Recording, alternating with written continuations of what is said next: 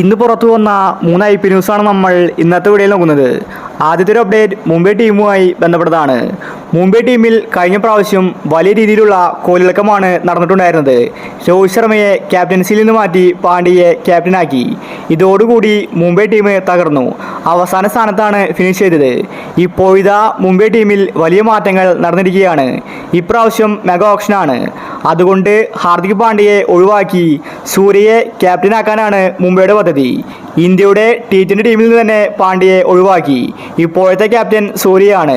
അതുകൊണ്ട് മുംബൈ ടീമും അതുപോലെ തന്നെ ചെയ്യാനാണ് പദ്ധതി. പാണ്ഡ്യയുടെ കാലം കഴിഞ്ഞിരിക്കുകയാണ്. ഇനി അടുത്ത IPL മുംബൈ ടീമിനെ നയിക്കാൻ പോകുന്നത് സൂര്യകുമാർ ആയിരിക്കും. അടുത്തൊരു അപ്ഡേറ്റ് RCB ടീമിനെ സംബന്ധിക്കുന്നതാണ്.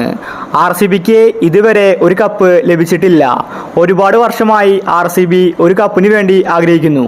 എന്നാൽ ഇപ്പോൾ RCB ടീമിൽ നിന്ന് വലിയ വാർത്തകളാണ് പുറത്തു വരുന്നത്. RCB ടീം കോഹ്ലിയെ റിലീസ് ചെയ്യാൻ തീരുമാനമെടുത്തിരിക്കുകയാണ്. കോഹ്ലി RCB ടീമിൽ കളിച്ചില്ലെങ്കിൽ പിന്നെ IPL നിർത്തുമെന്ന് നേരത്തെ പറഞ്ഞിട്ടുണ്ടായിരുന്നു. എന്തുകൊണ്ടാണ് RCB ഇതുപോലത്തെ ഒരു തീരുമാനം എടുത്തതെന്ന് വ്യക്തമല്ല. ചില റിപ്പോർട്ടുകൾ സൂചിപ്പിക്കുന്നത് കോഹ്ലി RCB റിലീസ് ചെയ്യുമെന്ന് തന്നെയാണ്. കോഹ്ലി ഇല്ലാത്ത RCB ടീമിനെ ആരാധകർക്ക് സങ്കല്പിക്കാൻ സാധിക്കില്ല. കോഹ്ലി ഈ വർഷം T20 മതിയാക്കിയതാണ്.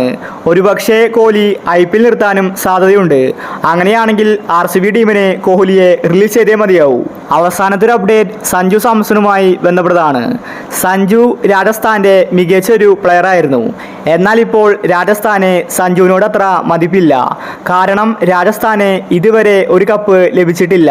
കഴിഞ്ഞ കുറച്ച് വർഷങ്ങളായിട്ട് സഞ്ജു തന്നെയാണ് രാജസ്ഥാന്റെ ക്യാപ്റ്റൻ. ഇപ്പോഴിതാ രാജസ്ഥാൻ ടീം സഞ്ജുവിനെ ഒഴിവാക്കുകയാണ്. സഞ്ജുവിന് വലിയ ഓഫറാണ് പുതിയ ടീമുകളിൽ നിന്ന് വന്നിരിക്കുന്നത്.